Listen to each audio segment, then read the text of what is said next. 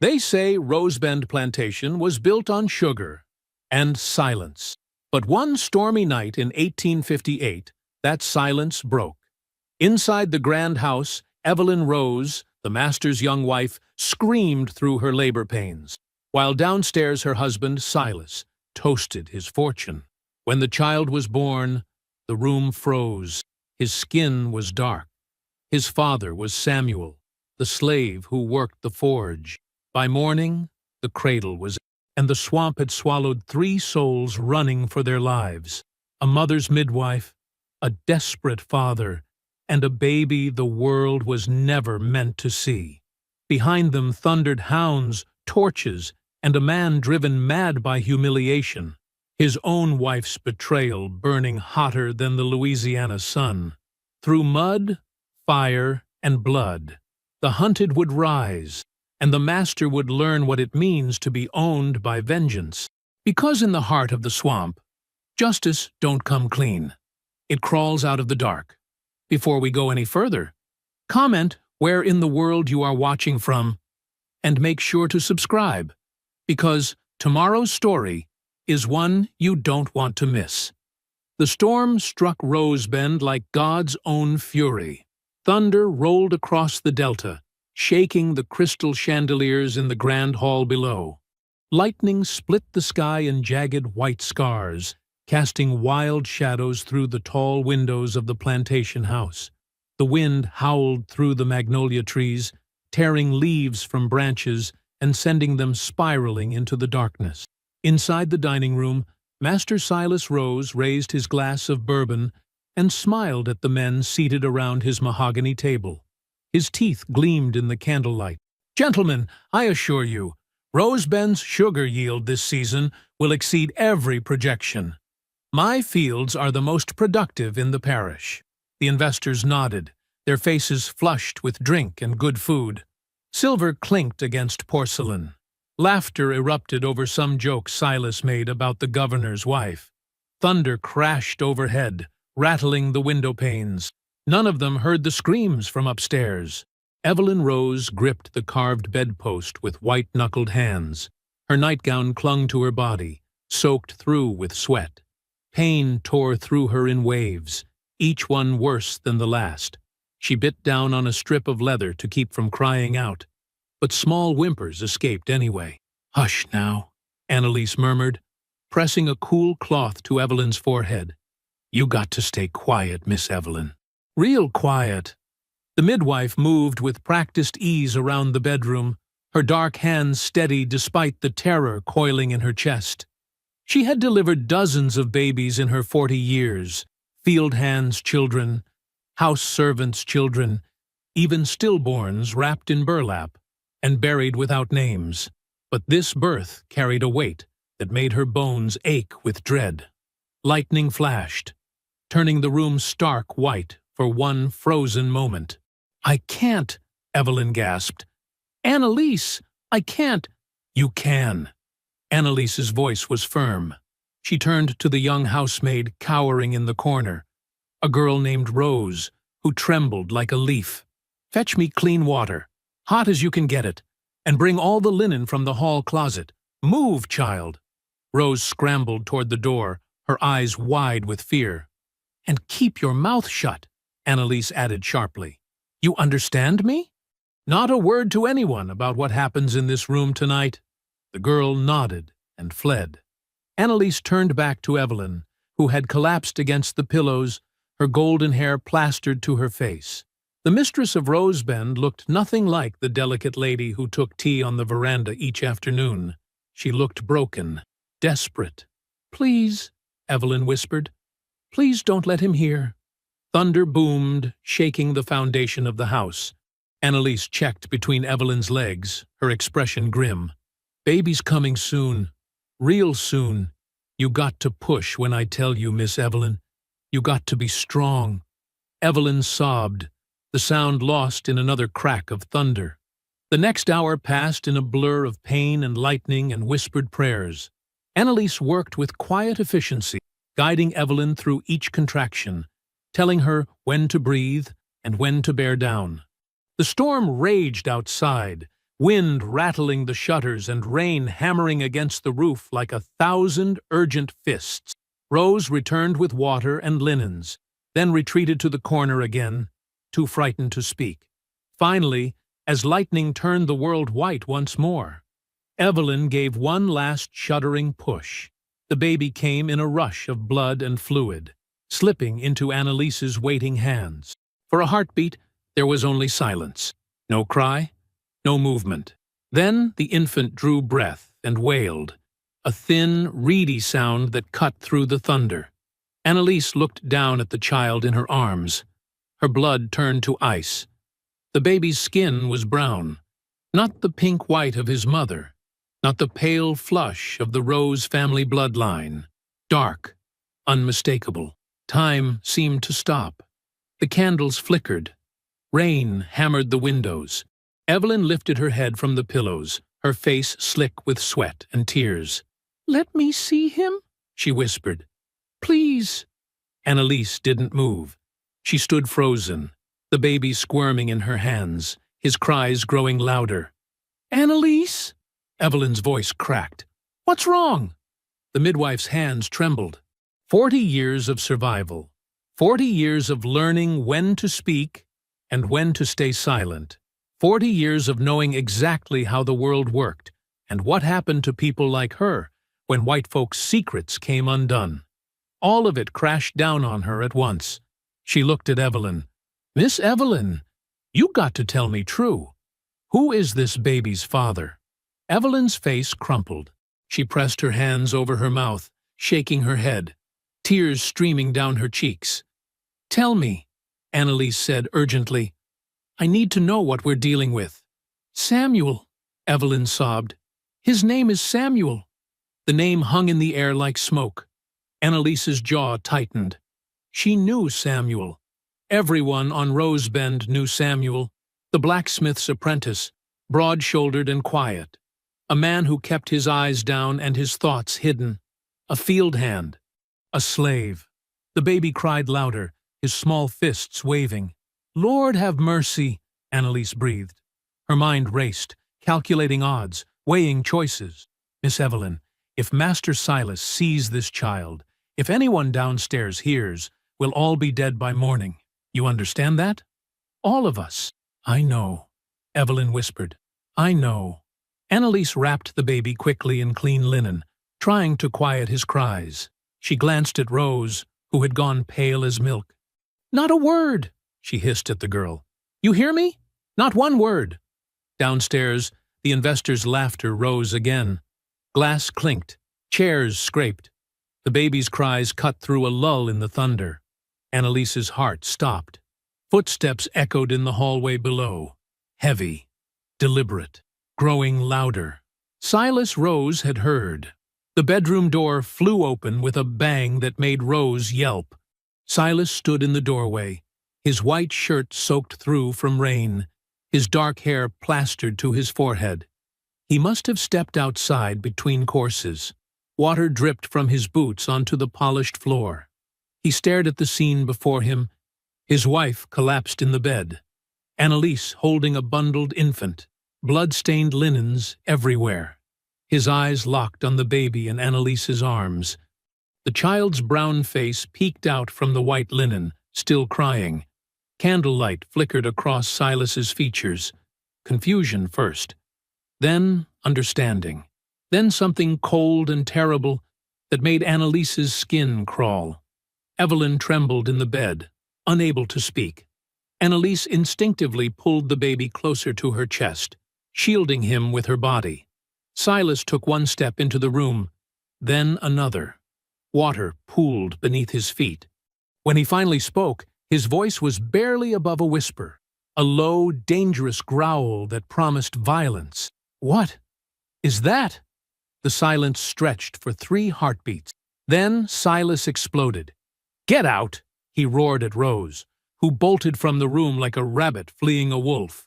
The door slammed behind her, the sound echoing through the house. Downstairs, the conversation faltered. Chairs scraped against wood. Silas's hand shot out and swept the porcelain water pitcher from the bedside table. It shattered against the wall, shards scattering across the floor like ice. "Explain this," he snarled, jabbing a finger toward the baby. "Explain it now." Evelyn clutched the bedsheets, her whole body shaking.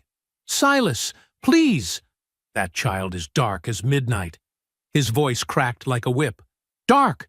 In my house, in my bed." "He's yours," Evelyn gasped. "He's ours, Silas. Sometimes babies are born." "Don't you dare!" Silas moved closer, his boots crunching over broken porcelain. Rain dripped from his coat onto the blood-stained sheets. "Don't you dare lie to my face, woman." Annalise stood frozen, the baby pressed tight against her chest. Her mind raced through possibilities, through stories she might tell, through any explanation that could save them. But she had lived 40 years under men like Silas Rose. She knew that rage when she saw it, knew it didn't listen to reason. Lightning flashed, turning Silas into a black silhouette against the window. "Whose is it?" His voice dropped to something deadly quiet. "Tell me whose bastard you've birthed in my house." Evelyn sobbed, pressing her hands over her face. "He's yours." "I swear to God, Silas, he's—" A glass tumbler followed the pitcher, exploding against the headboard. Evelyn screamed. The baby wailed louder. Downstairs, voices rose in alarm. Footsteps shuffled. Someone called out, asking if everything was well. Silas ignored them all. He turned his cold eyes on Annalise. "You! Put that thing down!" Annalise didn't move. "Put it down!" Silas bellowed. Slowly, her hands trembling, Annalise laid the baby on the bed beside Evelyn. The infant's cries intensified, his small face scrunched and red. Silas stared at the child with an expression Annalise had seen before. The same look he gave ruined crops, broken tools, anything that threatened his wealth or reputation. Contempt mixed with calculation. "That abomination," he said slowly, "is not mine." "Silas!" Evelyn reached for his hand, but he jerked away. "Do you know what this means?" His voice shook with barely controlled fury. "Do you understand what you've done? Every man downstairs will carry this story. Every household in the parish will whisper about it. The Rose name, my family's name, dragged through filth because you spread your legs for—" He couldn't finish. His face had gone purple. Thunder crashed, shaking the windows. Evelyn wept openly now, her shoulders heaving. "Please, he's just a baby. He didn't—" "He's evidence!" Silas spun toward Annalise. "You, old woman, take that thing and bury it before sunrise. Deep enough the dogs won't dig it up." The words hit Annalise like a physical blow. "No!" Evelyn lurched upward in the bed, blood soaking through the sheets beneath her. "Silas, please! Please! I'm begging you!" "You don't get to beg." Silas's voice turned to ice. "You lost that right when you played me for a fool. When you brought shame into my house." He pointed at the baby. "That thing dies tonight. And you—" He looked at his wife with something worse than hatred. Something empty. "You'll tell everyone it was stillborn. That you nearly died bringing it forth. You'll play the grieving mother. And maybe, I'll let you keep breathing." "I won't," Evelyn whispered. "I won't let you—" Silas's hand cracked across her face. The slap echoed like a gunshot. Evelyn fell back against the pillows, blood trickling from her split lip. Annalise's breath caught. The baby screamed. "Bury it," Silas repeated, not looking at Annalise. "Before dawn, or I'll have you whipped until there's nothing left to bury." He turned and strode from the room, slamming the door hard enough to rattle the frame. His footsteps pounded down the stairs. Below, she heard him laugh. Actually laugh, as he greeted his guests with some excuse about his wife's hysterics. The performance had already begun. Annalise stood paralyzed for a long moment, the baby's cries filling the silence. Then she moved, quickly, efficiently. She snatched up the laundry basket from the corner and lined it with soft linen. "Miss Evelyn, You got to listen to me now. You got to trust me." Evelyn looked up through tears and blood. "Don't hurt him. Please, Annalise. Don't—" "Hush."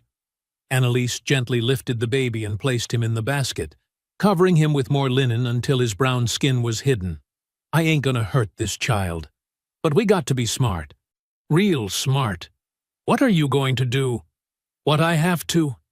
Annalise met Evelyn's eyes. "You stay here. You grieve loud enough for the whole house to hear. Make them believe the baby's dead. You understand?" Evelyn nodded, fresh tears streaming down her face. Annalise picked up the basket and moved toward the servants' entrance. The baby had quieted some, exhausted from crying. She could feel his small heart beat through the linen. The storm still raged as she slipped down the back stairs and out into the night. Rain soaked her immediately, plastering her dress to her skin. Lightning lit her path in stuttering flashes as she hurried across the muddy ground toward the slave quarters. The forge glowed red in the darkness. Samuel stood over the anvil, hammer in hand, working even through the storm. He was shirtless despite the rain, his broad shoulders gleaming with sweat and water. The hammer rang against hot metal, once, twice, 3 times, then stopped when he saw Annalise approaching. "What's wrong?" he asked immediately, setting down the hammer. Annalise glanced around. The quarters were mostly dark, people huddled inside away from the storm. She stepped closer to the forge's shelter, the basket clutched against her chest. "Your child was born tonight," she whispered. Samuel went very still. The color drained from his face. "Evelyn, is she—" "She's alive. But the master knows." Annalise pulled back the linen just enough for Samuel to see the baby's face. Samuel stared down at the infant. His hands, so strong and sure with hammer and tongs, trembled as they reached toward the basket. He touched the baby's tiny fist with one finger, and the child's fingers wrapped around it instinctively. Something broke in Samuel's expression. Grief and wonder and terror all at once. "The master means to kill him," Annalise said quietly. "Told me to bury him before sunrise." Samuel's jaw clenched. His eyes, usually so carefully downcast, lifted to stare at the mansion silhouetted against the lightning-torn sky. Rain ran down his face like tears. When he spoke, his voice was steel. "He'll never own him." The cypress grove stood like a cathedral of shadows. Moss hung from twisted branches overhead, swaying in the pre-dawn breeze. Mist rolled off the river, thick and gray, turning the world into something not quite real. Samuel crouched at the water's edge, the baby bundled in his arms. Annalise stood nearby, her eyes scanning the darkness for movement, for danger, for any sign they'd been followed. They'd been waiting an hour. "She ain't coming," Annalise whispered. "It's too dangerous. The master's probably got her locked." A branch snapped. Samuel rose immediately, muscles tensing. His free hand moved toward the knife at his belt. A cloaked figure emerged from the mist. Small, moving quickly despite stumbling over roots. Evelyn. She pulled back her hood as she reached them. Her face was pale as death in the dim light. A purple bruise darkened her left cheek where Silas had struck her. Her hair hung loose and wild, nothing like the carefully arranged curls she usually wore. She looked like a ghost of herself. "Evelyn," Samuel breathed. She stopped a few feet away, as if afraid to come closer, as if proximity might break whatever fragile courage had brought her here. Her hands clutched a small leather pouch against her chest. "I had to see him," she whispered. Before he—" Her voice cracked. She pressed her lips together, fighting for control. Samuel moved closer, turning slightly so she could see the baby's face. The infant slept, his small features peaceful, despite everything happening around him. Evelyn made a sound, half sob, half gasp. Her hands reached out, then pulled back. May I hold him? Just once?" Samuel glanced at Annalise. The midwife nodded. Gently, Samuel transferred the baby into Evelyn's arms. She cradled him like something precious and breakable, tears streaming freely down her face. She touched his tiny nose, his fingers, the soft, dark curls on his head. "He's beautiful," she whispered. "He's perfect." "Miss Evelyn," Annalise said quietly, "we can't stay long. If someone sees—" "I know." Evelyn kissed the baby's forehead. Then, with visible effort, she handed him back to Samuel. Their fingers touched briefly. She pulled away like she'd been burned. "I'm sorry," she said. "God, Samuel, I'm so sorry for everything. For what I've done to you. For the danger I've put you in. For—" "Don't!" Samuel cut her off, his voice rough. "Don't apologize for him. He's—" He looked down at his son. "He's the only good thing in all this." Evelyn nodded, wiping her eyes with her sleeve. She fumbled with the leather pouch, her hands shaking badly. I have things you'll need." She opened the pouch and pulled out papers first. Official documents with seals and signatures. "These are Silas's travel permit for conducting business in Memphis. I forged his signature changing the dates." She pressed them into Samuel's hand. "If anyone stops you, say you're traveling on your master's business. The papers say you're authorized to move freely." Samuel stared at the documents. Freedom, or at least the illusion of it, pressed into his palm by the woman who'd once represented everything he could never have. "There's more." Evelyn pulled out jewelry next. A pearl necklace, gold earrings, a ruby brooch. "Sell these when you're far enough north. They're worth enough to start somewhere, to buy passage or supplies or—" She couldn't finish. "Miss Evelyn," Annalise said gently, "what will you tell the master when he finds these things gone?" "That I buried them with the baby." Evelyn's voice steadied. "I'll tell him I couldn't bear to part from them, so I placed them with my stillborn son. He'll believe it. He thinks me foolish and sentimental. He'll think it fitting." The word stillborn hung in the misty air.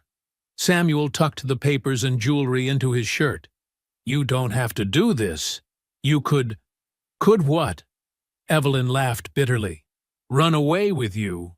We both know that's impossible. They'd hunt us all down within days." "No." She straightened her spine. "This is the only way. I stay here. I play the grieving mother. And you—" She looked at the baby. "You take him north. You keep him safe. You tell him—" Her voice broke again. "Tell him his mother loved him enough to let him go." "I'll tell him," Samuel promised. "And tell him—" Evelyn wiped her eyes again. "Tell him he wasn't born of shame. That what we had, you and I, it wasn't just sin. Tell him that." Samuel nodded, unable to speak. Annalise stepped forward. "I know routes. Paths through the swamp that don't appear on any white man's map. My people have used them for years. Folks running north, moving quiet. There's river channels that'll take us to the Mississippi. From there, we follow the drinking gourd north." "How long?" Evelyn asked. "Weeks, maybe months. Depends on how hard they hunt." Annalise met Evelyn's eyes. "But I swear to you, on my life and every ancestor watching, I'll get this child to freedom." Evelyn reached out and clasped Annalise's hands. "Thank you. Thank you for everything you've risked." The eastern sky was beginning to lighten. Not dawn yet, but the promise of it. The mist glowed faintly with approaching sunrise. "We have to go," Samuel said quietly. Evelyn nodded. She looked at her son one last time, memorizing his face. Then she stepped back into the shadows. "Live," she whispered. "Please, just live." Samuel turned toward the river marsh. Annalise led the way, her feet finding sure paths through mud and water. Samuel followed, the baby secure against his chest, wrapped in layers to protect him from the cold. The mist swallowed them quickly. One step, another. The solid ground gave way to brackish water that rose to their ankles, then their knees. Cypress roots created natural handholds. Annalise moved like she'd walked this path 100 times. Behind them, Evelyn stood watching until they disappeared completely into the gray morning fog. Her hand pressed against her mouth to stifle sobs. Then, from across the water, the plantation bells began to toll. The sound rolled across the marsh like a death knell. Morning had come. Evelyn pulled her hood back up and turned toward the mansion. Her posture changed as she walked, shoulders slumping, steps unsteady, transforming herself into the broken, grieving woman she needed to be. In the marsh, Samuel heard the bells, too. He held his son closer and kept moving forward into the mist. Silas Rose woke to hammering in his skull. The guest chamber spun as he opened his eyes. Empty brandy bottles lay scattered across the floor. His mouth tasted like ash and copper. He'd drunk himself unconscious after finding. No, he couldn't think about it yet.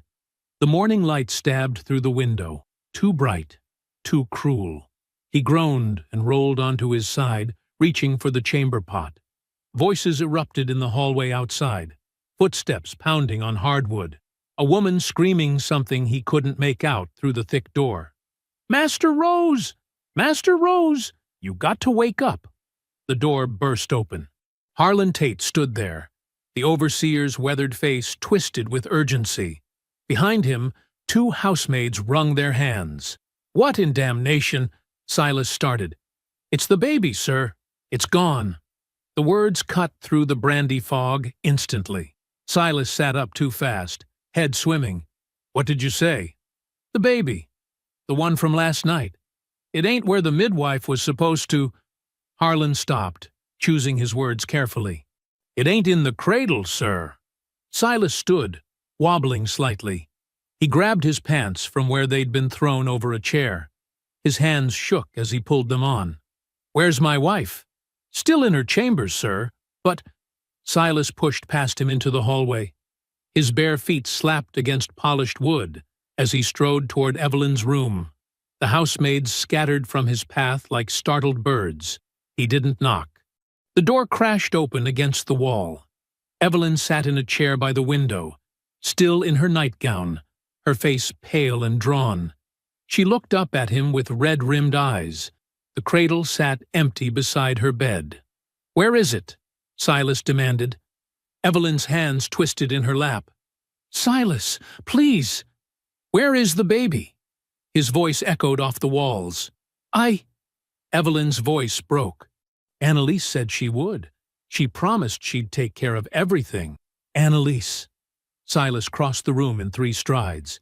He grabbed Evelyn's wrist, yanking her to her feet. She cried out. "Where is that slave woman?" "I don't know. She left before dawn." Behind them, one of the housemaids spoke up. A young girl, barely 15, her voice trembling. "Master, sir, I saw Miss Evelyn this morning." Walking back from the river grove, Silas's head whipped toward her. "What?" The girl shrank back. "I was up early, lighting fires. I saw her come back through the garden, all muddy and—" "You lying little—" Evelyn started. Silas backhanded her across the face. She fell against the chair, gasping. "Bring that girl here," Silas ordered Harlan. The overseer dragged the terrified housemaid into the room. Tears streamed down her dark cheeks. "Tell me exactly what you saw," Silas said, his voice deadly quiet.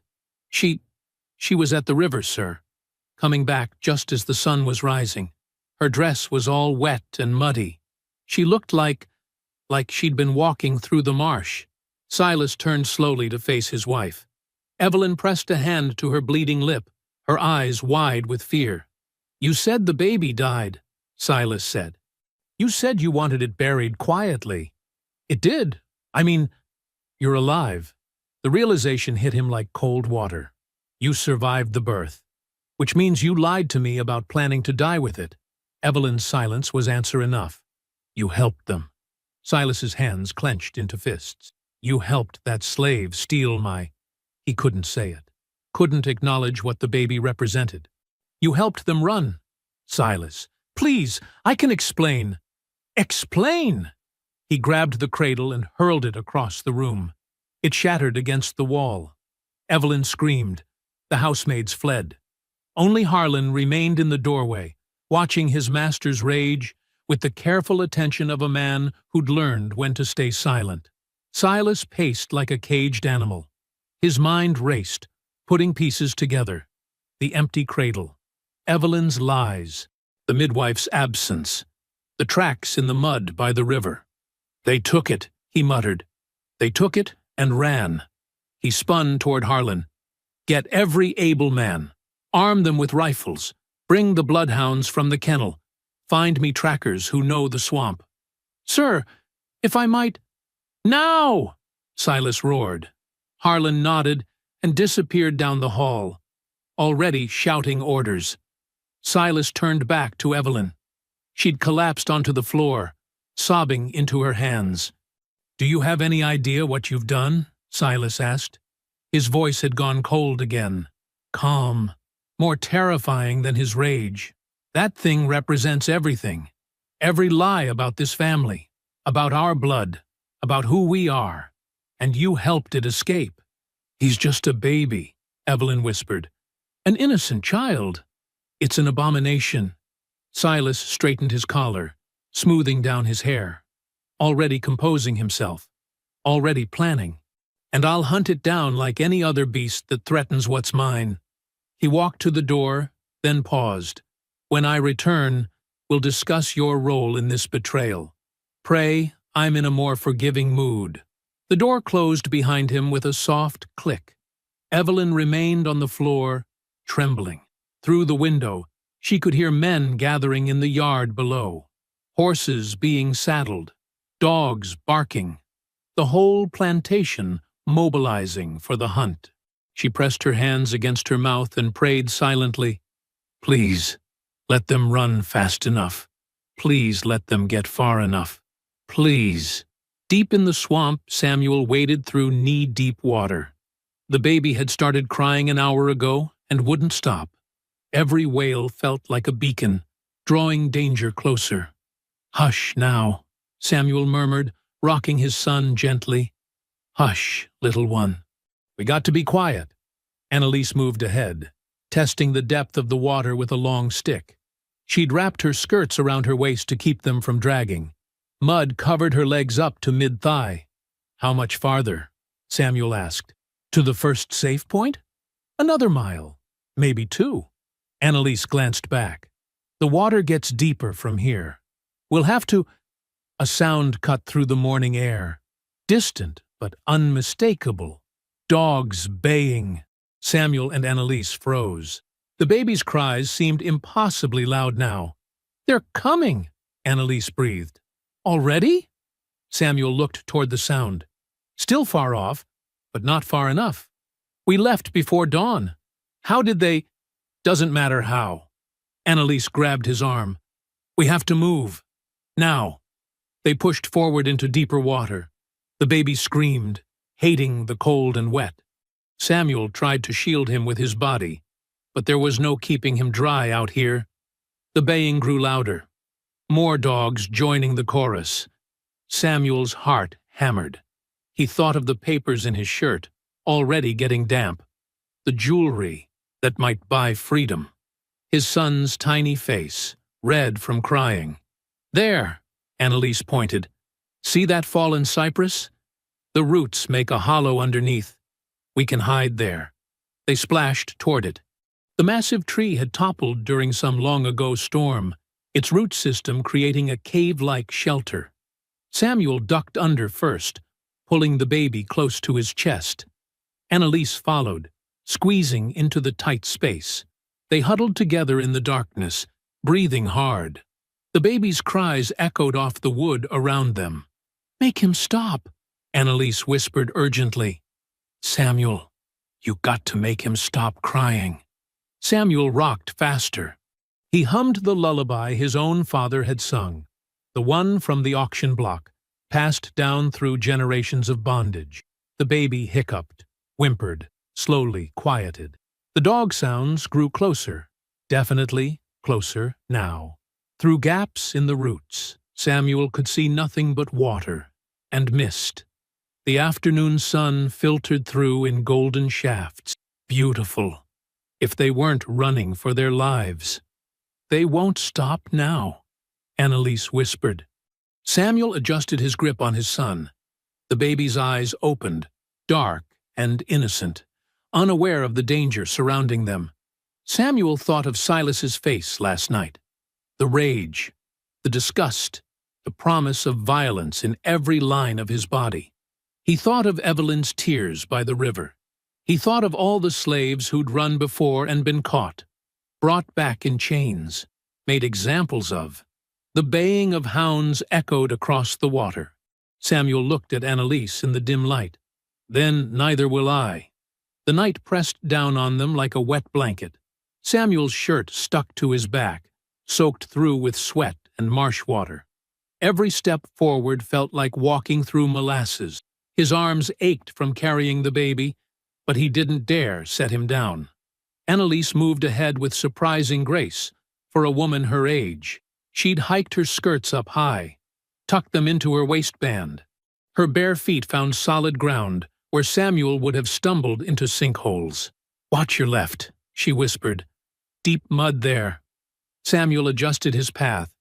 The baby made small sounds against his chest, not crying, but fussing, uncomfortable in the humid darkness. They'd been moving for hours since leaving the hollow tree. The dogs had passed close enough that Samuel could hear their handlers cursing in the underbrush, close enough that his heart had nearly stopped beating. But Annalise knew these trails, knew where to step and where to hide. She'd learned them from others who'd run before. Some had made it. Most hadn't. The thought chilled Samuel despite the thick heat. They came to a stream cutting through the swamp. Clear water burbled over smooth stones. Annalise knelt at the edge, cupping her hands to drink. Samuel did the same, the cool liquid washing away some of the fear coating his throat. "We can rest here," Annalise said quietly, "just for a little while." Samuel sat on a fallen log, cradling the baby. His son's eyes were half open, reflecting the moonlight filtering through the canopy above. So small, so fragile, born into a world that wanted him dead before he'd drawn his first breath. Annalise moved closer. "Let me see him." Samuel handed the baby over carefully. Annalise settled him in her lap, checking his fingers and toes, feeling his forehead for fever. She pulled a scrap of cloth from her pocket, clean and dry somehow, and dabbed at the baby's face. "He's strong," she murmured. "Look at him. Not even crying much, despite all this." Samuel watched as she rocked the infant gently.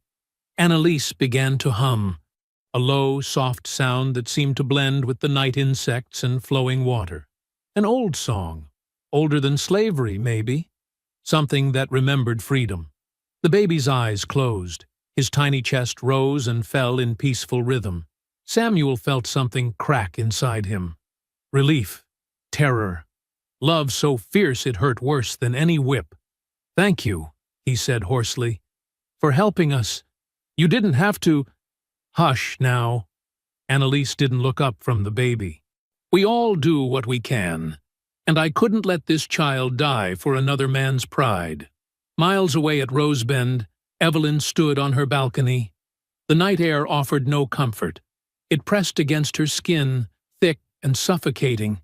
She heard them, the dogs.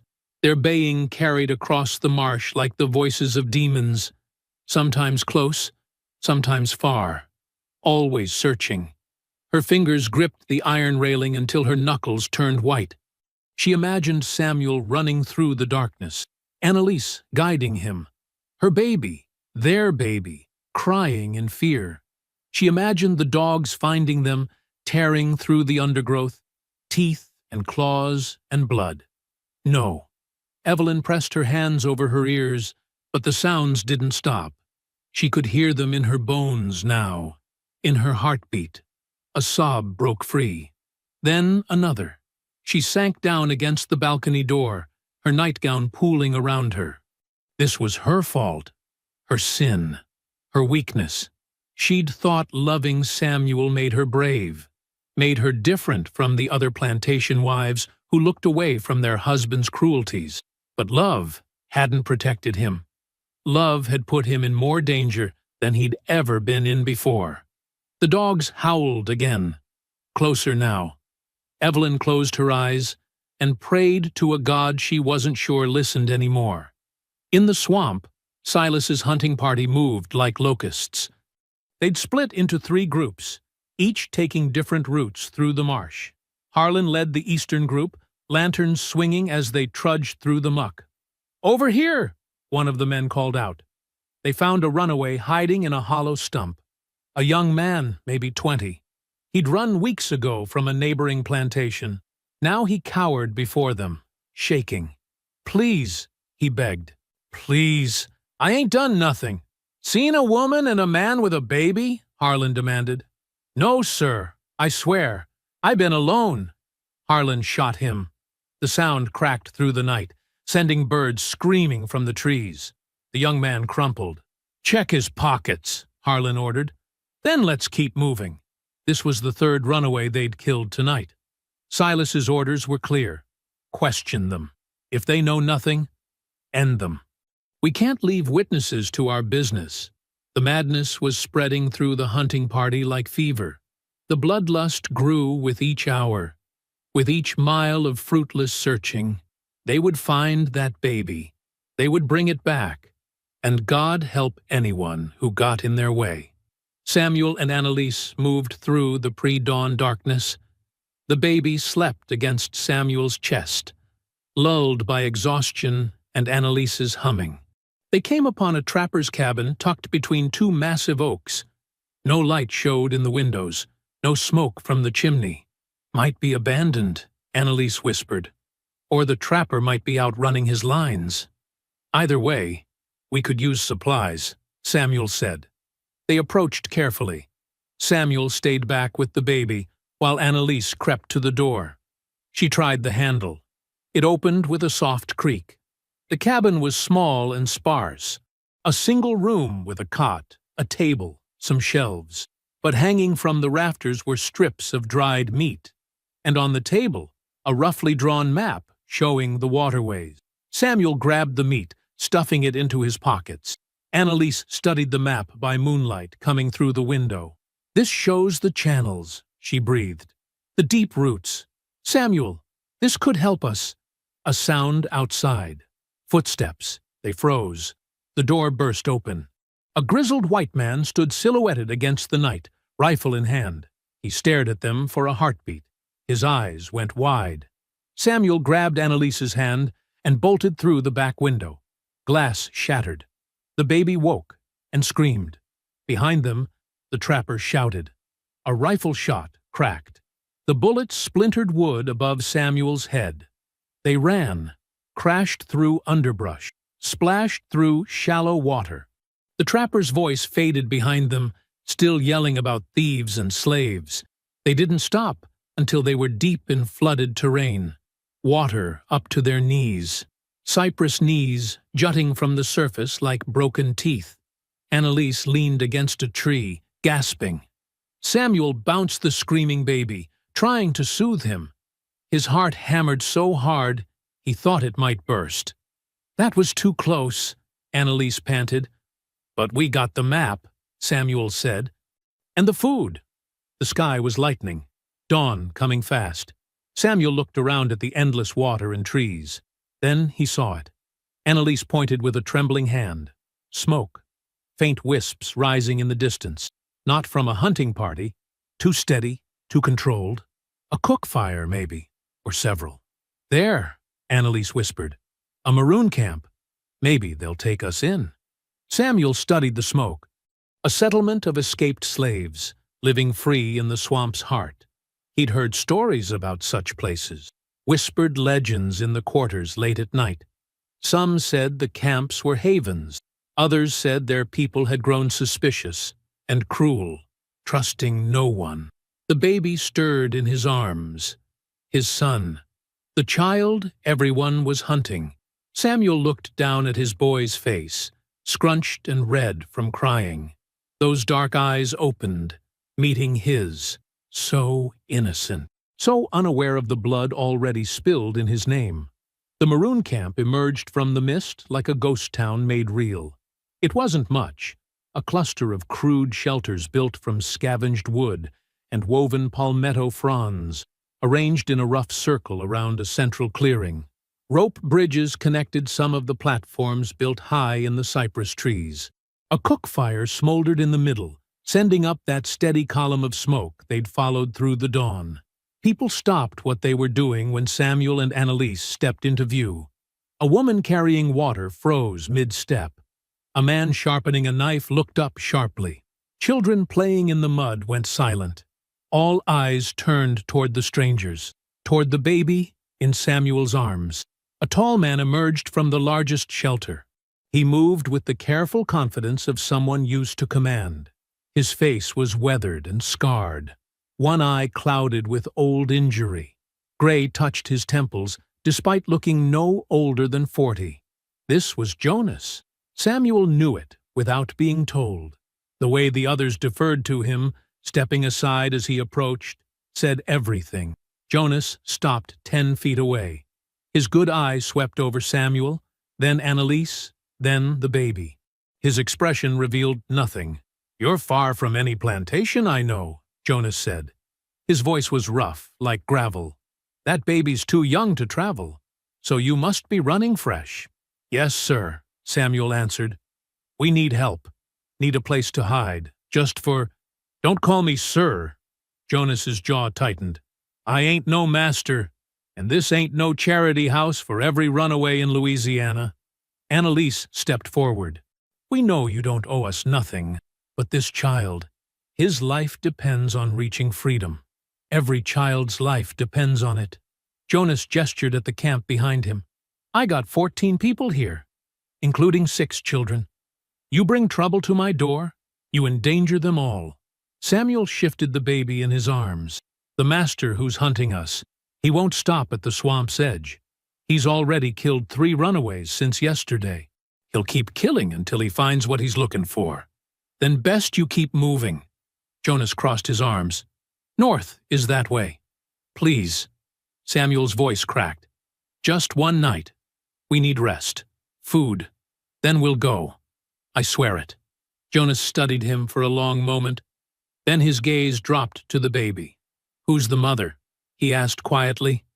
Samuel hesitated, felt every eye in the camp on him. The weight of the truth pressed against his chest like a stone. "My master's wife," he finally said. "The plantation mistress. She's white." The reaction was immediate. Gasps from the watching crowd. A woman covered her mouth. The man with the knife stood abruptly. Jonas's expression hardened into something cold and dangerous. "You brought a white woman's shame to my camp?" His voice dropped low. "You brought their sin to us?" "She loved me," Samuel said, "and I loved her. This child, he didn't ask to be born into this. He's innocent. Ain't no such thing as innocent when it comes to white folks' business." Jonas spat into the dirt. "That baby represents everything they'll use to justify their cruelty. Every lie they tell themselves about why slavery must be." A woman from the crowd called out, "If we harbor them, the master will come for us." Another voice, "They'll burn this place to ash." "But what if he represents freedom itself?" An older man stepped forward, leaning on a walking stick. His voice trembled with age and conviction. "What if this child proves that their power ain't absolute? That even their bloodlines can be broken? Or what if he's just another mouth to feed that'll get us all killed?" A young woman shot back. The camp erupted in argument, voices overlapping, some frightened, some angry, some thoughtful. Jonas held up his hand for silence. It took a moment, but they quieted. He looked at Samuel, really looked at him, searching for something. "You understand what helping you means?" Jonas asked. "If they find this camp because of you, everyone here dies, the children included." Samuel met his gaze steadily. "I understand, but I also understand that turning us away is the same as killing my son yourself. and I don't think you're that kind of man." Jonas's jaw worked. His scarred hands clenched and unclenched at his sides. Finally, he exhaled slowly. "One night, you stay on the far platform, away from the others. Dawn comes, you're gone. And if I hear dogs before then, I'm throwing you to them myself. Clear?" "Clear," Samuel said. "Thank you. Don't thank me yet." Jonas turned away. "Esther, get them water and whatever food we can spare. The rest of you, back to work. We got repairs to finish before nightfall." The crowd dispersed, though many kept glancing back at Samuel and the baby, whispering to each other. Some faces showed sympathy. Others showed nothing but fear. A thin man with nervous eyes lingered near the edge of the clearing. He watched Samuel being led to the far platform, watched Annalise following close behind. His name was Caleb, though Samuel didn't know it yet. Caleb had been beaten half to death 3 years ago, when another runaway's escape attempt was blamed on him. He'd learned then that survival meant knowing things, trading information for protection, becoming useful to those who held power. He watched Samuel climb the rope ladder to the isolated platform with the baby, watched Annalise settling them in. Then Caleb slipped away into the underbrush, moving quiet as a shadow, following paths only he knew. He'd seen the hunting parties twice already, knew they were close, knew they'd pay well for the right information, knew exactly what that baby was worth. Night fell over the maroon camp. The cook fire burned low. Exhausted from days of running, Samuel finally let himself rest on a thin bedroll. The baby slept between him and Annalise, his tiny chest rising and falling peacefully. "You think we'll make it?" Samuel whispered. Annalise's eyes were closed, but she wasn't sleeping. "I think we keep going until we can't. That's all any of us can do." Samuel listened to the night sounds, frogs singing, water lapping. Somewhere an owl called, peace, fragile and temporary, but peace nonetheless. His eyes grew heavy. Sleep reached for him with gentle hands. Then the silence shattered. Gunfire cracked through the darkness. A woman screamed. Men shouted orders in voices thick with violence. Samuel jolted awake. Torches appeared through the trees like demons' eyes.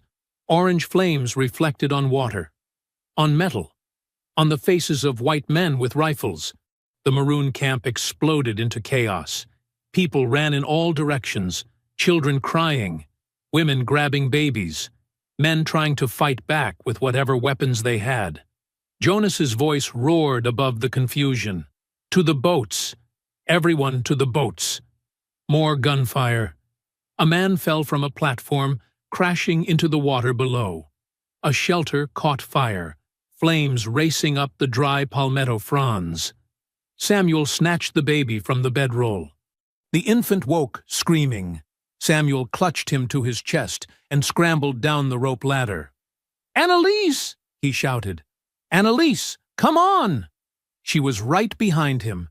They hit the ground running.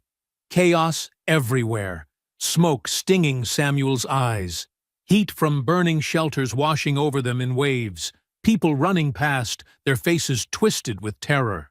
A white man stepped into Samuel's path, rifle raised. Samuel dodged left, barely avoiding the shot. The bullet splintered wood behind him. He ran harder. The baby's screams tore at his heart. "This way!" Annalise grabbed his arm, pulling him toward the water. They splashed through the shallows. Behind them, the camp burned bright enough to turn night into day. Samuel glanced back for just a moment, saw Jonas fighting 3 men at once, his knife flashing, saw a woman trying to shield her children with her body, saw Harlan, Silas's overseer, dragging someone toward the torches, saw Annalise, being pulled backward by rough hands, her feet kicking, her voice calling his name. "Samuel! Samuel! Run!" 2 of Silas's men had her, were dragging her toward the horses. Samuel stopped. Every instinct screamed at him to go back, to fight, to save her. But the baby wailed in his arms, his son. innocent and helpless. Annalise's eyes met his across the burning camp. Even through the smoke and firelight, he saw her expression, saw what she was telling him. Go. Save him. Don't look back. The men threw her across a horse. She disappeared into the smoke and flames. Samuel stood frozen in the shallow water. Flames reflected in his eyes like the fires of hell itself. The baby screamed. The camp burned. People died. And Annalise was gone. Morning came wrapped in smoke and mourning. Samuel crouched in a thicket of saw palmetto, his back pressed against a cypress knee. Blood seeped through the torn fabric of his shirt, where a bullet had grazed his ribs. The wound burned like hot iron, but he couldn't afford to acknowledge the pain. Not yet. The baby whimpered against his chest. Samuel shifted carefully, trying to find a position that might soothe the infant. His son had been crying for hours, first in terror during their flight, then from hunger, now from pure exhaustion and discomfort. Each cry felt like a betrayal of their location. Samuel glanced through the palmetto fronds. The maroon camp still smoldered in the distance. Gray smoke rose in columns that stained the morning sky. Bodies floated in the shallow water. Platforms that had been homes now existed as charred skeletons against the trees. 14 people. Jonas had said 14 people lived in that camp. Samuel wondered how many still drew breath.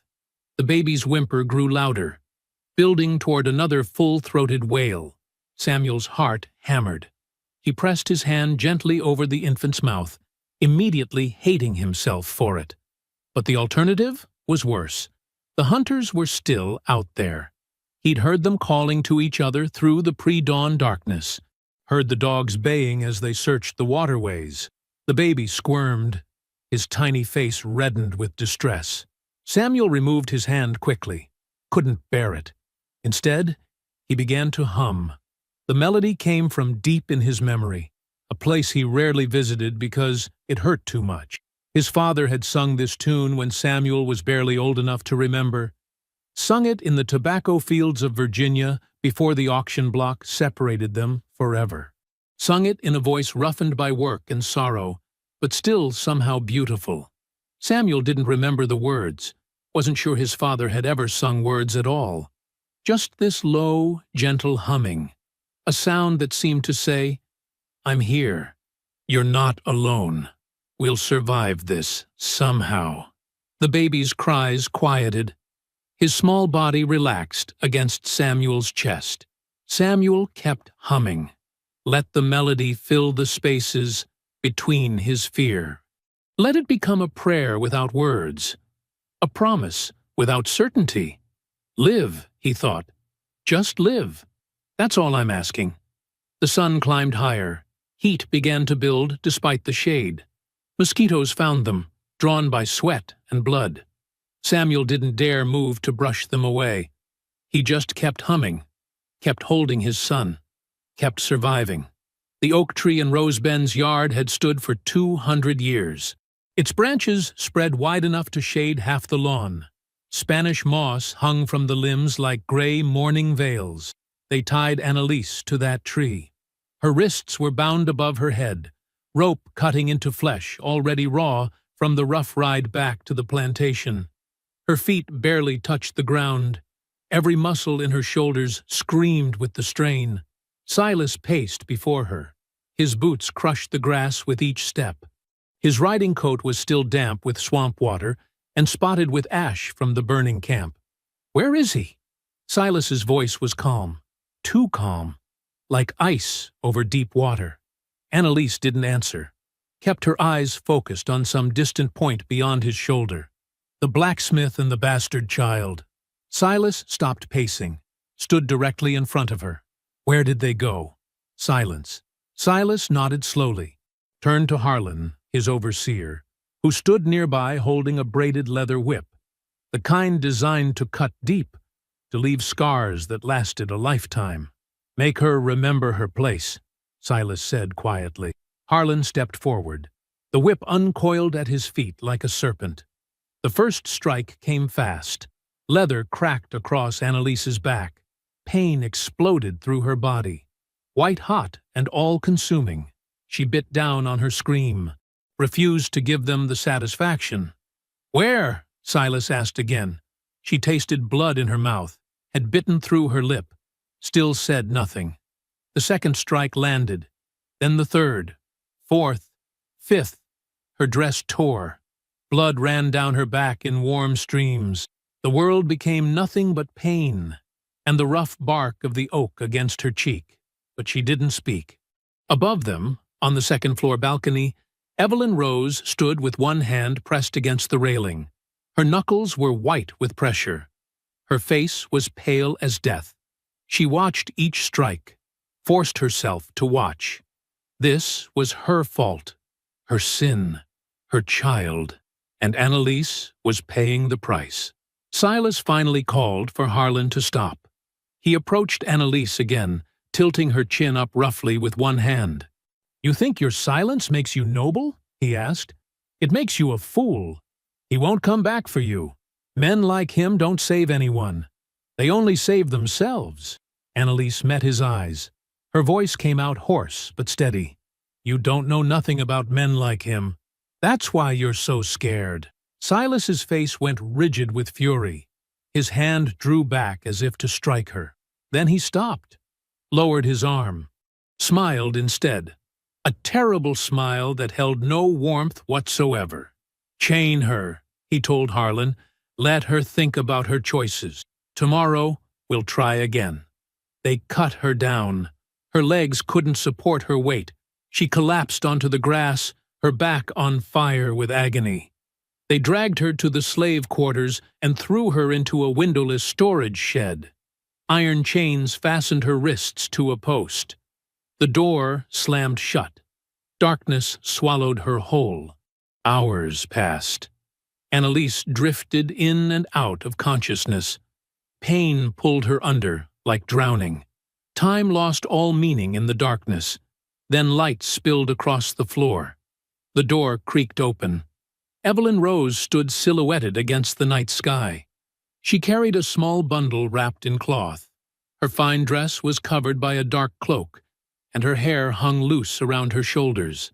She knelt beside Annalise, unwrapped the bundle to reveal a water skin and clean bandages. "Drink," Evelyn whispered. Annalise's throat was too dry to refuse. She drank greedily while Evelyn supported her head with gentle hands. When the water was gone, Evelyn carefully cleaned the wounds on Annalise's back. Her touch was practiced, steady. She'd done this before, tended to injuries her husband had caused. "I'm so sorry," Evelyn breathed. "This is my fault." "All of it." "Ain't your fault you fell in love," Annalise said. Her voice was weak but fierce. "Ain't your fault the world's built the way it is?" Evelyn's hands stilled. "He's going to kill you if you don't tell him where Samuel went? Then I'll die." "Please!" "You don't understand." Annalise turned her head to look at Evelyn. Even in the dim light, her eyes burned with conviction. That child represents something. Something more than just one life. If I break now, if I give Samuel up, then everything we've suffered means nothing. Evelyn's hands trembled as she finished wrapping the bandages. "What can I do?" "Hold on. I swear you won't die here." The words came out before Evelyn fully knew what she was promising. But once spoken, they became truth, became commitment. Annalise managed a small smile. "You already done enough, bringing me water. Now go before someone sees." Evelyn hesitated, then pressed something into Annalise's bound hands.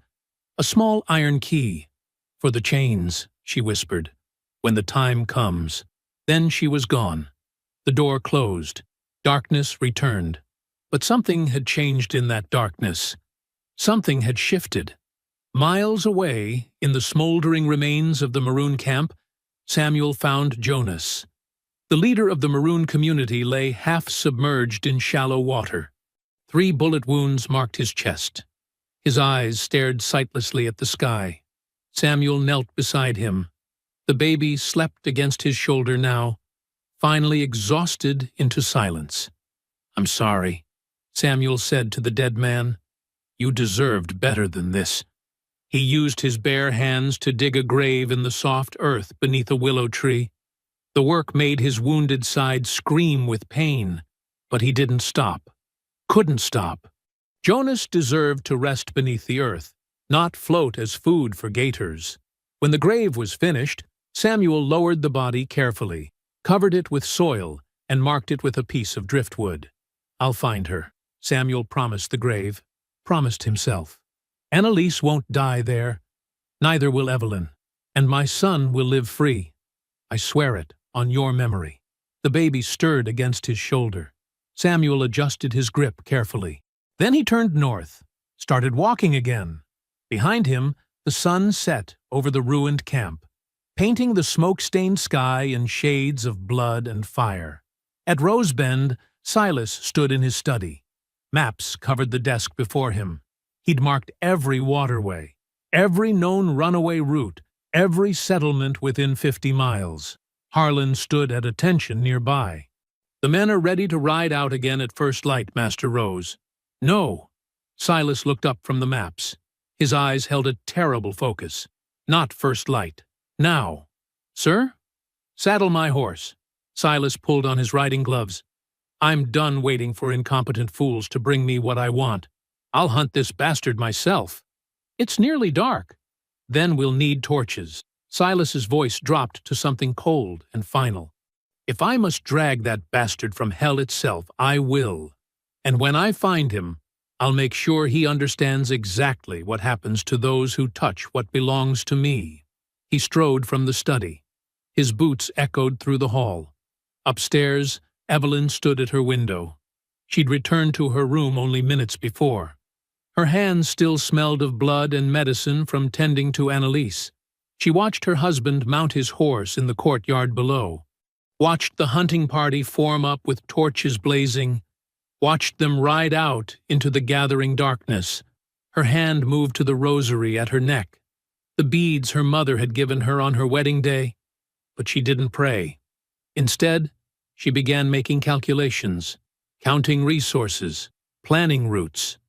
Her mind worked with a clarity she'd never experienced before. The rosary slipped through her fingers, cold and smooth. A weapon, she realized. Heavy enough to crack bone if swung hard enough. Everything could be a weapon, if you needed it badly enough. Everything.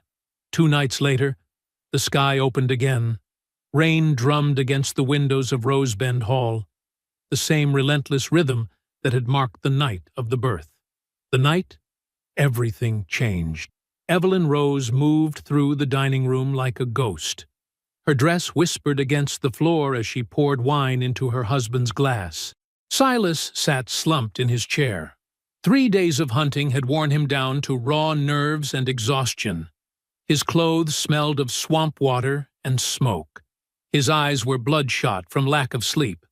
"More!" he demanded, holding out his glass. Evelyn filled it without speaking. Her hands were steady, perfectly controlled. She'd practiced this moment 100 times in her mind, rehearsed every movement, every breath. No room for hesitation. No space for doubt. The sleeping draught came from Annalise's medicine bag, the one Evelyn had smuggled from the slave quarters the previous night. Crushed valerian root mixed with laudanum, enough to drop a man Silas's size for hours. She'd dissolved it in the wine decanter before bringing it to the table. "Did you find anything today?" Evelyn asked. Her voice carried just the right amount of wifely concern. Not too much, not too little. "Tracks," Silas muttered, "leading north toward the bayou country. We'll have them tomorrow. I can feel it."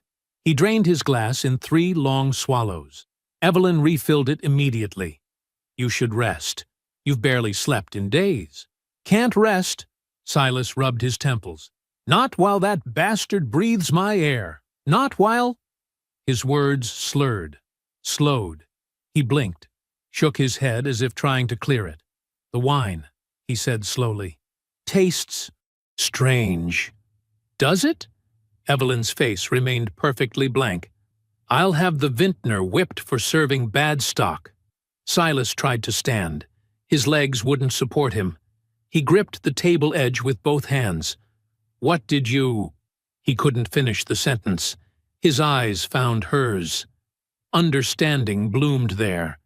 Then fury. Then nothing. He collapsed forward. His head struck the table with a heavy thud. The wine glass rolled off the edge and shattered on the floor.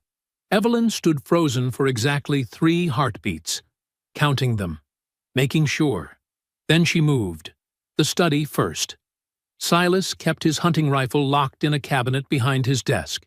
Evelyn smashed the glass panel with a heavy candlestick, grabbed the rifle and a powder horn, a leather bag of shot. The knife came next. The long hunting blade Silas used for gutting deer. She wrapped it in cloth and tucked it into her belt. His maps lay spread across the desk, the ones marking his search patterns, every waterway, every possible escape route. Evelyn rolled them carefully and slid them into a canvas satchel. Her wedding ring caught the candlelight, a thick gold band set with diamonds, the symbol of her bondage dressed up as love. She twisted it off her finger, left it on the desk beside Silas's empty wine glass. A message, a declaration. Then she ran. The cellar stairs descended into darkness. Evelyn's hands shook as she fit the iron key into the lock. The same key she'd pressed into Annalise's palm 2 nights before. But Annalise hadn't used it, hadn't tried to escape. The door swung open. Annalise sat against the wall, still chained to the post. Her back was a mass of healing wounds. Her face was gaunt with hunger and pain, but her eyes were clear. Alert. "Time to go," Evelyn whispered. She unlocked the chains. Annalise's wrists bore deep bruises where the iron had cut into flesh. She tried to stand and her legs buckled. Evelyn caught her, supported her weight. "I can't," Annalise started. "You can?" Evelyn's voice allowed no argument. "We didn't survive this long to die in a cellar. Now move." They climbed the stairs together, one step at a time. The stable was dark and smelled of hay and horse sweat. Thunder rumbled overhead as they saddled 2 horses. Evelyn chose Silas's stallion, a big bay with a mean streak, the horse that had carried him on every hunt. Annalise took a smaller mare, gentler, more forgiving of uncertain riders. "You sure about this?" Annalise asked. Her voice was weak, but steady. "Once we ride out those gates, there's no coming back. You'll be hunted same as me." Evelyn tightened the saddle straps. "I stopped being his wife the moment I gave birth. I just didn't know it yet." They mounted. The horses shifted nervously beneath them, sensing the storm's energy. Evelyn looked back at Rose Bend Hall one final time. The white columns gleamed in the lightning. The windows glowed with candlelight, beautiful and terrible. A monument to suffering dressed up as civilization. "Let it burn," she whispered. Then they rode into the rain. The swamp swallowed them within minutes. Trees closed overhead like a living ceiling.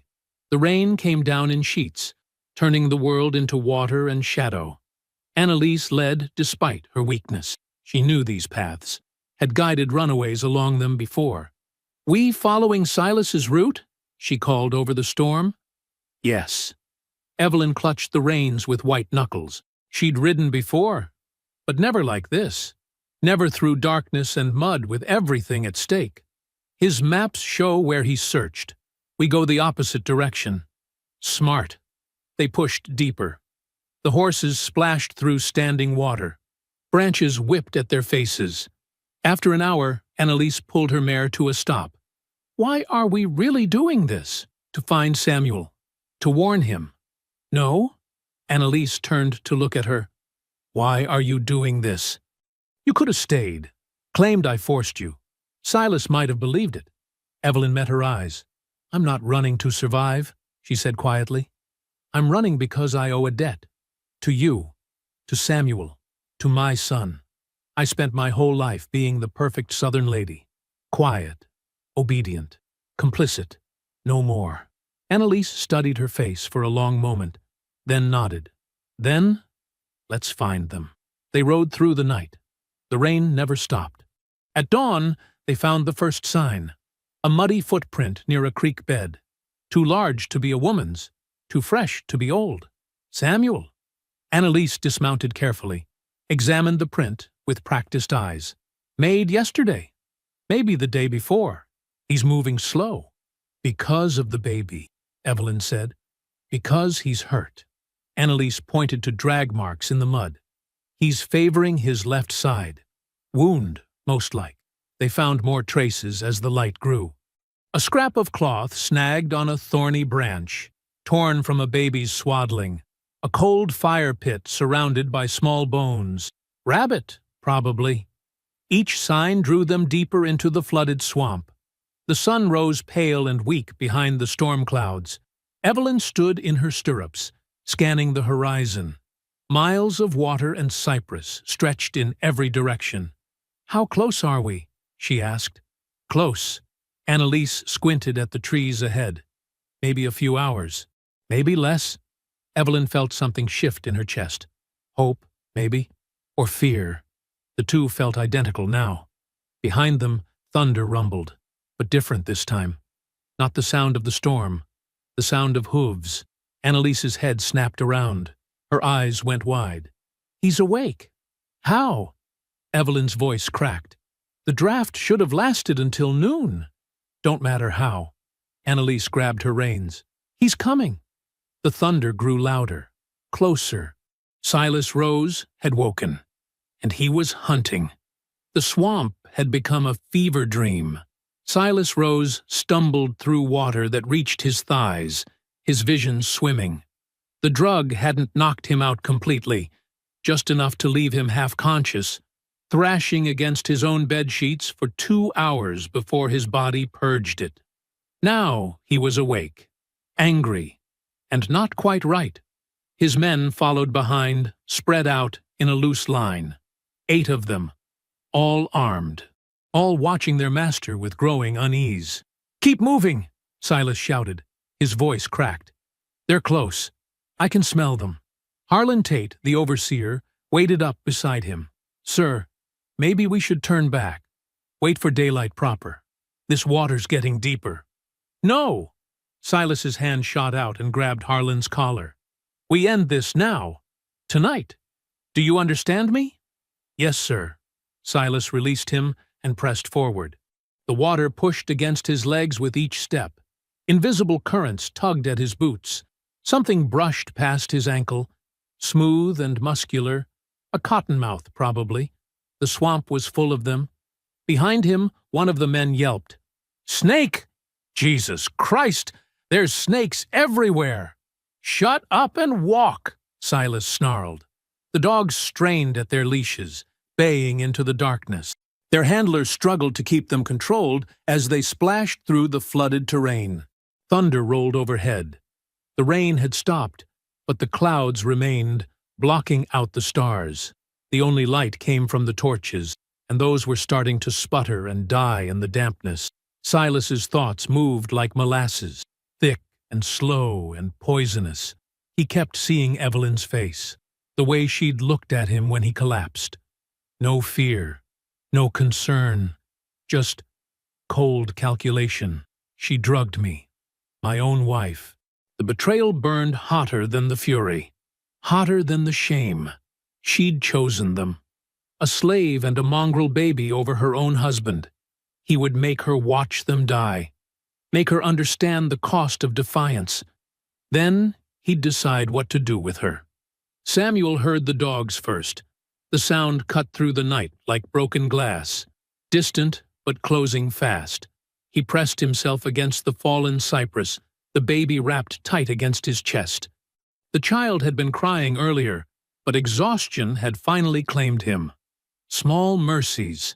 Samuel's left side throbbed where a bullet had grazed him during the maroon camp raid.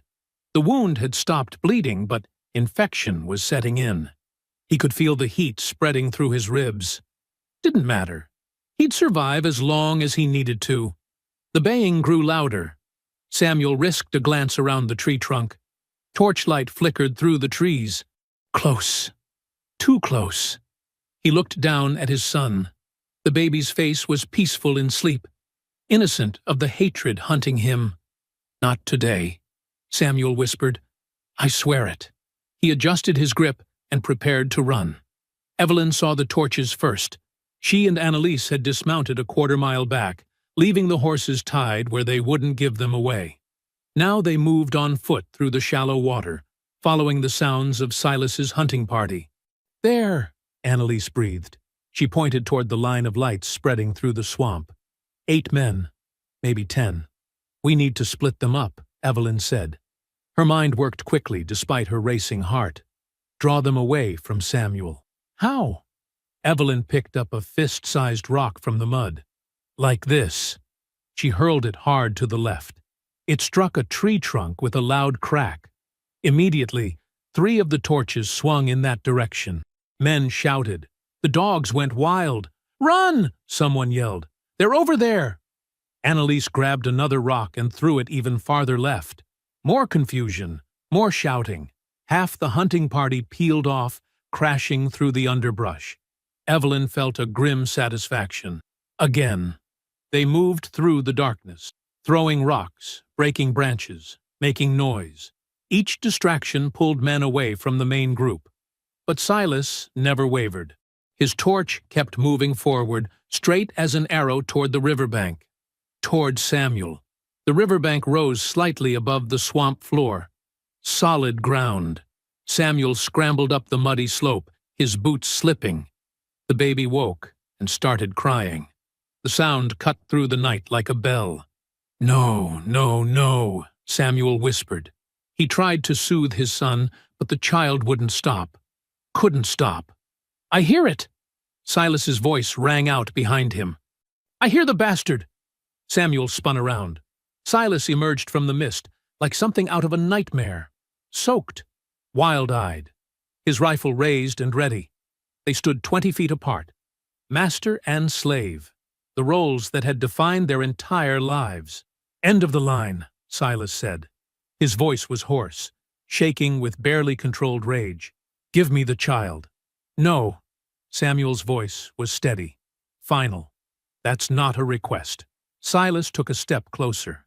That thing you're holding is an abomination, a stain on my family's honor. It doesn't deserve to live. He's your wife's son. He's a slave's whelp. Silas spat the words. Born from betrayal and dressed up as something it ain't. Now hand it over before I put a bullet through both of you. Samuel shifted his stance, prepared to charge, to fight, to die protecting his child. The rifle came up. Silas's finger found the trigger. Stop! Evelyn's voice cut through the tension like a knife. She stepped out of the mist, muddy, disheveled, a pistol in her trembling hands. Silas's mouth fell open. For a moment, he couldn't speak, couldn't process what he was seeing. His wife, standing between him and his target. Evelyn? The word came out broken, confused. Don't, she said quietly. Her hands shook, but the pistol stayed level, pointed at his chest. Don't do this. Get out of the way. No, I said, and I said no. Her voice grew stronger. You want to kill him. You go through me first. Silas's face twisted. You would die for them? For a slave and a mongrel baby? I would die to stop you. Evelyn's eyes were wet, but her voice never wavered. Because I'm done being afraid. Done being silent. Done letting you hurt people I love. Something in Silas broke. He screamed. A raw, animal sound of pure fury. And fired. The rifle kicked. The shot echoed across the swamp. But Samuel didn't fall. Annalise did. She'd come running when she heard Evelyn's voice, seen Silas aim, thrown herself between the bullet and its target. The impact spun her around. She collapsed into Evelyn's arms. No! Evelyn's scream tore through the night. No! No! No! Annalise's blood spread across her dress, dark and warm. Too much of it. Silas stood frozen, staring at what he'd done. Samuel moved. He charged forward, the baby still clutched to his chest. His shoulder hit Silas in the ribs, and both men went sprawling. The rifle flew from Silas's hands. They rolled through the mud, grappling. Silas threw wild punches. Samuel took the hits and kept fighting. They crashed toward the bog. The ground beneath them turned liquid. Silas's boot slipped. He went down on one knee in the deep mud. Samuel grabbed his arm. Instinct. Years of servitude making him reach out to catch his master. Their eyes met. Silas saw something there. A question. Samuel's grip loosened. Not much. Just enough. Silas tried to pull himself up, but the mud had him. His other leg sank deeper. "Help me," he gasped. "Samuel, help me up." Samuel stepped back, watching. "That's an order!" Silas screamed. He thrashed, trying to find purchase, but every movement dragged him deep. "You hear me? I order you to—" His words turned to curses, then to pleas. The bog swallowed him slowly, methodically, his chest, his shoulders, his neck. His last words were still curses, still demanding, still commanding, then just bubbles, then nothing. The swamp went silent. Samuel stood at the edge, breathing hard. The baby cried in his arms. Behind him, Evelyn sobbed. She held Annalise's body, rocking back and forth. Annalise's eyes stared at nothing. Her hand had fallen open. The mist rolled across the water. Dawn was coming. The sky was turning gray. Evelyn looked up. Her face was streaked with mud and tears and blood. She met Samuel's eyes across the space between them. Neither spoke. There were no words for what they'd done, what they'd lost, what they'd become. The swamp had taken Silas Rose, swallowed him whole like he'd never existed. And the three of them, Evelyn, Samuel, and the baby, remained, alive. But at what cost? The morning mist clung to the cypress trees like smoke. Samuel knelt in the soft earth, his hands moving methodically despite the tremor in his shoulders. Dig. Lift. Dig again. The grave wasn't deep. The ground was too wet for that. But it would have to be enough. Annalise lay wrapped in Evelyn's traveling cloak. The fabric was fine. Too fine for a slave's burial. But Evelyn had insisted. "She saved us," Evelyn had said, her voice hollow. "She deserves more than mud and silence." Now Evelyn stood nearby, holding the baby against her chest. The child was quiet, too quiet, as if he understood the weight of the moment. Samuel lowered Annalise into the earth with gentle hands. She'd been carrying him toward freedom when the bullet found her. The least he could do was lay her down with dignity. He began covering her body. Each handful of dirt felt heavier than the last. When the grave was filled, Samuel pulled a piece of wood from his pack, salvaged from the maroon camp before it burned. He'd been carrying it for days, working it with his knife during rest stops. Now he pressed the carving into the soft ground at the head of the grave. A dove. Simple, but unmistakable. Wings spread wide. Evelyn's breath caught when she saw it. She was free the moment she chose to run. Samuel said quietly, "This just makes it true." They stood in silence. The swamp sounds returned. Frogs croaking, insects humming, water lapping at roots. Life continuing despite death. "We should go," Evelyn finally whispered. "Before someone comes looking." Samuel nodded. He took one last look at the grave, then turned north. They walked away from Rosebend, away from bondage and blood, and the man who'd tried to own them both. The baby stirred in Evelyn's arms. She looked down at his face, her son, Samuel's son, and felt something crack open inside her chest. Not grief, not guilt, purpose. The conductor's name was Ephraim Walker. He met them 3 weeks later at a river crossing in Tennessee.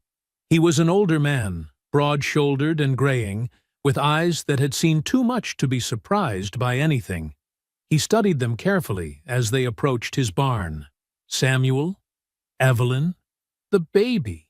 His gaze lingered on Evelyn's face. Recognition flickered there. "I know you," Ephraim said slowly. "Saw your picture on a bounty poster 2 towns back. $500. Dead or alive?" Evelyn's blood turned to ice. Samuel moved slightly, positioning himself between her and the conductor. But Ephraim raised his hands. "Easy now. I ain't turning you in." "Why not?" Samuel's voice was hard with suspicion. "Because I've been running this route for 15 years, and I've learned something important." Ephraim gestured toward the baby. "Freedom don't care who births it, only who fights for it." He led them into the barn. Inside, a false floor revealed a hidden compartment beneath the hay. "You'll ride in the wagon bed tonight," Ephraim explained, "covered with grain sacks. By morning, you'll be across the state line." "Where will we go after that?" Evelyn asked. "North. Keep going north until you hit Ohio. There's folks there who'll help you start over. New names, new lives." He paused. "But you gotta understand something. The past don't stay buried. It follows, catches up." "We'll be ready," Samuel said. Ephraim nodded slowly. "I believe you will." That night, they traveled in darkness. The wagon creaked and swayed. The baby slept between them in the hidden compartment, warm and safe. Evelyn reached across and found Samuel's hand in the blackness. He squeezed once. They didn't speak. Words felt too small for what they'd survived. The town was called New Haven, though it was barely more than a crossroads with a church and a general store. But it was north, and it was far from Louisiana's reach. They took new names. Samuel became Samuel Freeman. Evelyn became Evelyn Freeman. The baby was christened Isaac, a name meaning laughter, because despite everything, they wanted him to know joy. Samuel found work at a smithy on the edge of town. The owner, a German immigrant named Klaus, didn't ask questions about the past. He only cared that Samuel's hands knew iron and fire. Evelyn opened a small school in the church basement. She taught reading to freed children and runaways who'd made it north. Some arrived still bearing scars. Others had scars that didn't show. She taught them letters, numbers, but also dignity, the knowledge that they were human beings, not property. Isaac grew strong. He had his father's broad shoulders and his mother's sharp mind. He learned to read before he turned 4. By 6, he could recite entire passages of Frederick Douglass from memory. Sometimes Evelyn watched him play with other children in the churchyard and felt her throat tighten. He was free, truly free. The cost had been blood and fire, but he was free. 5 years after they settled in New Haven, Samuel made a decision. He told Evelyn he had business in Cincinnati. She knew immediately what he planned. "It's too dangerous," she said. "I know. Silas's family could still be looking." "They ain't looking for a dead man's ghost." Samuel's voice was gentle but firm. "And those letters belong to Isaac. He should know his mother's heart." Evelyn's hands trembled. "Promise me you'll come back." "I promise." He traveled south for 3 weeks, moving carefully, staying to back roads and avoiding anyone who might recognize him. Rosebend Plantation stood abandoned. The main house had partially collapsed, windows broken, shutters hanging loose.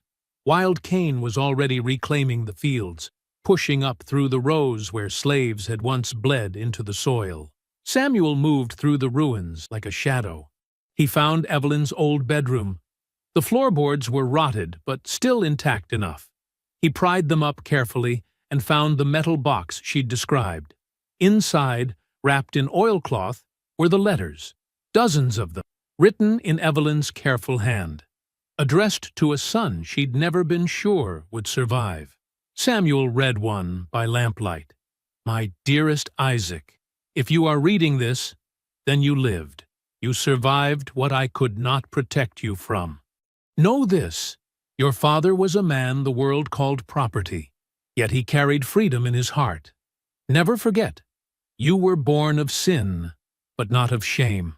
Samuel folded the letter carefully, placed it back in the box. Then he walked out of Rosebend for the last time. Years passed. Isaac grew into a young man, strong, proud, carrying himself like someone born free rather than someone who'd escaped bondage. One winter evening, he sat by candlelight in the small house they'd built. The letters were spread before him on the table. He'd read them all countless times, but they never lost their power. His parents were both gone now. Evelyn had died 2 years prior, her heart simply giving out one quiet morning. Samuel had followed 6 months later, as if he couldn't bear to remain without her. Isaac had buried them side by side in the New Haven cemetery. Simple markers: Samuel Freeman, Evelyn Freeman. Not their birth names, but the names they'd chosen, the names that meant something. A knock sounded at the door. Isaac looked up, marking his place in the letter he was reading. "Come in." A young man entered, wearing a Union Army uniform. He removed his cap respectfully. "Sir, I'm Corporal Davies. I'm here recruiting for the 27th Ohio Infantry. We're forming a colored regiment to fight for the Union." Isaac felt his pulse quicken. The war's really coming then. "Yes, sir. President Lincoln's calling for volunteers. Said every man who loves freedom should stand ready to defend it." Isaac looked down at the letters, at his mother's words, freedom in his heart. He looked at the corporal. "When do we leave?" 2 weeks. Training camps in Cleveland." Isaac nodded slowly. He folded the letter and stood. "I'll be ready." After the corporal left, Isaac walked to his parents' graves. Dawn was breaking, turning the sky pink and gold. He knelt between the markers. "I know what you'd say," he whispered, "that you didn't survive all that just to watch me march into war. But this is what freedom costs, isn't it? Someone's got to fight for it. Someone's got to stand." He touched both markers. Then he spoke his mother's words, the ones that had sustained him through every doubt and fear. Born of sin, but not of shame. The sun rose higher. Light spilled across the cemetery, warming the stones. In Louisiana, wild cane pushed through the ruins of Rosebend Plantation, nature reclaiming what humans had tried to control. The slave quarters had collapsed. The big house was a skeleton of rotted beams, but something grew there now. Something wild and free and impossible to chain. The same thing growing in Isaac's heart as he turned toward the horizon. Freedom. Hard-won. Blood-bought. Eternal. I hope you found that story powerful. Leave a like on the video and subscribe so that you do not miss out on the next one. I have handpicked 2 stories for you that are even more powerful. Have a great day.